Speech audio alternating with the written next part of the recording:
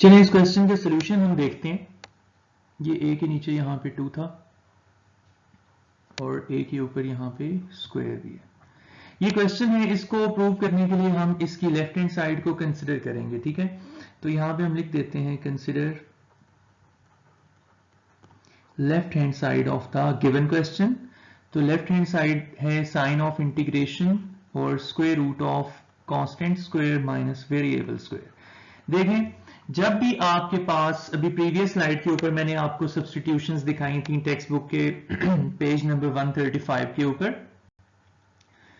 तो जब भी आपके पास ये सिचुएशन बन रही हो, यानी कांस्टेंट का स्क्वायर लिखा हुआ हो, उसके बाद फर्स्ट प्लेस पे कांस्टेंट का स्क्वायर लिखा हो, सेकंड प्लेस पे वेरिएबल का स्क्वायर लिखा हो, दोनों के दरमियान नेगेटिव साइन हो एंड ऊपर स्क्वायर रूट हो, इस सिचुएशन में ये जो कांस्टेंट होता है यानी ये जो वेरिएबल होता है x, उसको हम इक्वल लिखते हैं कांस्टेंट टाइम साइन थीटा के।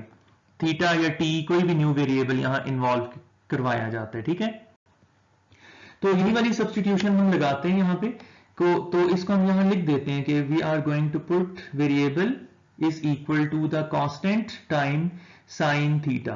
तो ये सब्स्टिट्यूशन लगाई है, यानी हम क्वेश्चन का वेरिएबल चेंज कर रहे हैं फ्रॉम x इंटू थीटा, तो हमें डिफरेंशियल भी चेंज करना पड़ेगा। तो इस इक्वेशन का डिफरेंशियल अप्लाई कर दें दोनों साइड्स पे। x का डिफरेंशियल dx आ जाएगा कांस्टेंट a, और साइन थीटा का डिफरेंशियल हो जाएगा cos theta into d theta. तो ये दोनों वैल्यूज हम इस लेफ्ट हैंड साइड के अंदर पुट करवा देते हैं, तो ये हमारे पास सिचुएशन बन जाएगी। Left hand side is equal to the sign of integration square root of a square minus x square.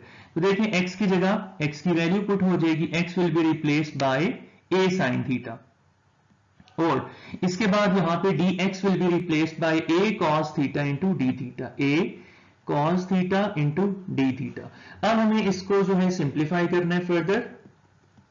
Sign of integration square root, यहां पे ये स्क्वायर दोनों के ऊपर आ जाएगा, यानी a स्क्वायर, और ये स्क्वायर साइन के ऊपर भी आ जाएगा, साइन स्क्वायर थीटा। बाहर वाली सारी टर्म्स फिलहाल मैं एज इट इज लिख रहा हूं, उनके ऊपर कोई वर्किंग नहीं होगी। फिर again left hand side is equal to the sign of integration. यहां पे अगर स्क्वायर रूट के नीचे आप देखें तो a square will be common. a square जब कॉमन निकालेंगे तो फर्स्ट प्लेस पे 1 बनेगा और सेकंड प्लेस पे साइन स्क्वायर थीटा, और बाहर एज इट इज आ जाएंगे a cos theta and d theta. फिर आप देखें, ये जो a का स्क्वायर है ये इस रेडिकल के साथ स्क्वायर रूट के साथ कैंसिल होके यहां से कांस्टेंट है, तो इंटीग्रेशन साइन के बाहर आ जाएगा, और अंदर हमारे पास जो बना 1 माइनस साइन स्क्वायर थीटा, उसकी जगह आ जाएगा cos स्क्वायर थीटा। ठीक है, तो यहाँ पे रीजन में भी मैं आपको लिख के दिखा देता हूं कि ये वैल्यू कैसे आई। हम जानते हैं कि sine square theta plus cos square theta equals 1, तो वहां से अगर हम देखें तो 1 minus sine square theta is equal to cos square theta, ये वैल्यू हमने लगा दी। अब ये जो स्क्वायर है वो इस रेडिकल से कैंसिल होगा और कॉस थीटा यहां से बाहर आ जाएगा, तो ये बन गया cos थीटा multiplied by a times cos theta into d theta. अब ये a कांस्टेंट है, इसको भी बाहर ले जाएं, ये पहले से मौजूद a के साथ मल्टीप्लाई होकर a स्क्वायर में कन्वर्ट हो जाएगा, तो a multiplied by a is a square, और cos थीटा multiplied by this cos theta will be equal to the cos square theta. अब एक बात याद रखिएगा कि इंटीग्रेशन के अंदर जब भी साइन या कॉस या टेन, इन तीनों में से किसी के ऊपर भी स्क्वायर इन्वॉल्व होगा तो हम उसको पावर 1 में कन्वर्ट करेंगे, क्योंकि कॉस स्क्वायर, साइन स्क्वायर और टेन स्क्वायर के कोई इंटीग्रेशन के फॉर्मूले स्क्वायर के एग्जिस्ट नहीं करते। तो हमने एक फॉर्मूला पढ़ा था डबल एंगल आइडेंटिटी के, उसके अकॉर्डिंग हमने पढ़ा था कि cos 2 theta is equal to 2 times cos square theta minus 1। तो हमें स्क्वायर वाली टर्म की वैल्यू चाहिए, इसको आइसोलेट करेंगे, तो यहां से आप देखें रीअरेंजमेंट होगी, तो 1 जो है वो लेफ्ट हैंड साइड पे आके cos 2 थीटा में प्लस होगा, और cos स्क्वायर थीटा के साथ ये जो 2 था वो इसके नीचे होल आके डिवाइड हो जाएगा। अब ये वैल्यू यहां पे हम लगा देते हैं, यानी now we are going to replace cos square theta by 1 plus cos 2 theta whole divided by 2, और इसके साथ ये डिफरेंशियल भी आ जाएगा डी थीटा। बाकी जब ऊपर राइट साइड पे हम लिख लेते हैं नेक्स्ट, तो left hand side is equal to a square, अब ये कांस्टेंट है 2, इसको भी बाहर निकाल लेते हैं, और यहां से हम इसको स्प्लिट कर देते हैं, साइन ऑफ इंटीग्रेशन दोनों के साथ लिख देते हैं, 1 डी थीटा के साथ भी आ जाएगा, और फिर a स्क्वायर डिवाइडेड बाय 2 और जो है ये cos 2 थीटा के साथ भी आ जाएगा। अब देखें इसका तो डायरेक्ट हमारे पास आंसर बन गया, left hand side is equal to a square divided by 2। 1 की इंटीग्रेशन क्या होती है, मैंने लास्ट प्रीवियस लेक्चर्स में भी बताया था, जो वेरिएबल डी के आगे मौजूद होता है वही बेसिकली 1 की इंटीग्रेशन होती है। तो 1 की इंटीग्रेशन आ गई हमारे पास theta plus a square divided by 2। अब यहां पे cos 2 थीटा आ गया है, तो cos 2 थीटा की इंटीग्रेशन क्या होती है हमारे पास, let me raise this sign of integration. cos 2 theta की इंटीग्रेशन होती है हमारे पास sin 2 थीटा डिवाइडेड बाई 2। ये जो इंटीग्रेशन के फॉर्मूलाज हैं प्रीवियस लेक्चर में हर जगह पे मैंने एक्सप्लेन किए हैं, उनको आप जरूर देखिएगा तो आपको पता चल जाएगा कि cos थीटा की इंटीग्रेशन होती है sin theta plus constant of integration. ठीक है, अब जरा आप यहां पे गौर करें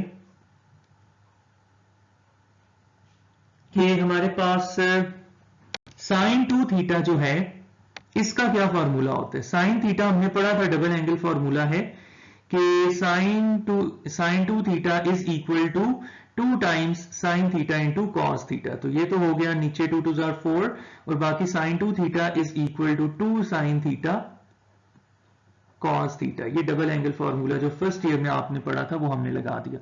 अब ये 2 इस 4 से कैंसिल होगा तो नीचे डिनोमिनेटर के पास 2 रह जाएगा बाकी, तो यहां पे बना a square theta divided by 2 plus a square divided by 2, क्योंकि 2 2 4 होता है साइन थीटा। देखिए हमारा क्वेश्चन थीटा में कन्वर्ट हो चुका है और यहां से अपने आंसर के अंदर से हमने थीटा को एलिमिनेट करना है और जो सब्स्टिट्यूशन लगाई थी उसके अंदर साइन थीटा इन्वॉल्व था, तो देयरफॉर इस cos थीटा को कन्वर्ट करेंगे साइन थीटा में। तो आप जानते हैं cos थीटा की जगह हम पुट कर सकते हैं 1 माइनस साइन स्क्वायर थीटा। ये कैसे हम पुट कर सकते हैं, अकॉर्डिंग टू दिस फॉर्मूला। यहां पे आप देखें इस इक्वेशन की दोनों साइडों पे स्क्वायर रूट लें तो ये रिजल्ट मिल जाएगा, यानी cos theta is equal to square root of 1 minus sine square theta आ गया और प्लस कांस्टेंट ऑफ इंटीग्रेशन। अब आप जरा यहां से गौर करें, यहां से थीटा की वैल्यू क्या बनती है। सबसे पहले ये जो c है वो x के नीचे आके डिवाइड हो जाएगा, तो साइन थीटा की वैल्यू आ जाएगी हमारे पास x ओवर c। अब साइन जो है वो लेफ्ट हैंड साइड पे आप कह सकते हैं कि आके इनवर्स हो जाएगा, तो theta is equal to sine inverse of x divided by c।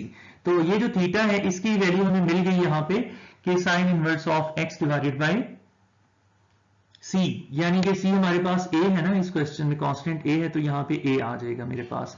और इसी तरह साइन थीटा की जगह हम ये वैल्यू डाल देंगे x ओवर a। तो आप यहाँ पे कह सकते हैं कि put theta is equal to,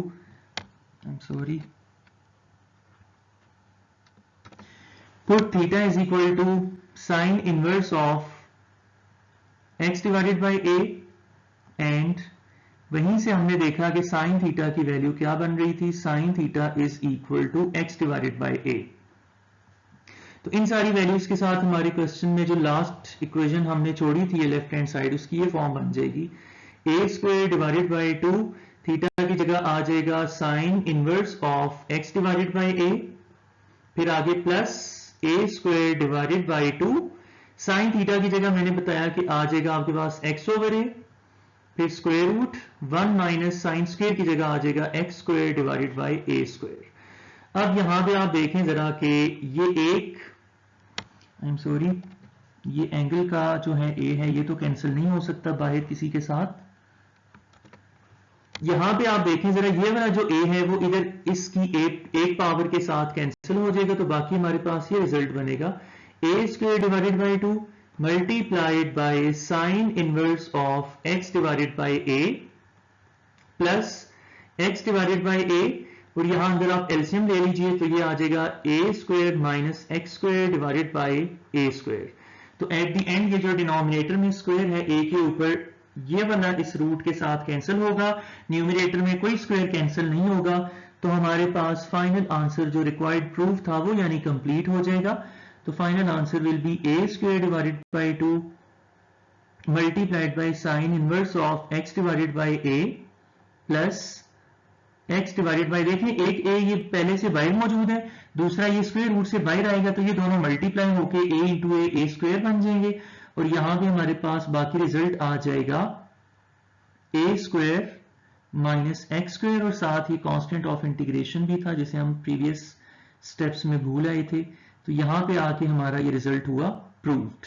तो इस क्वेश्चन में कोई भी बात अगर आपको क्लियर नहीं है, कंसेप्ट नहीं क्लियर, तो आप नीचे कमेंट्स में पूछ सकते हैं।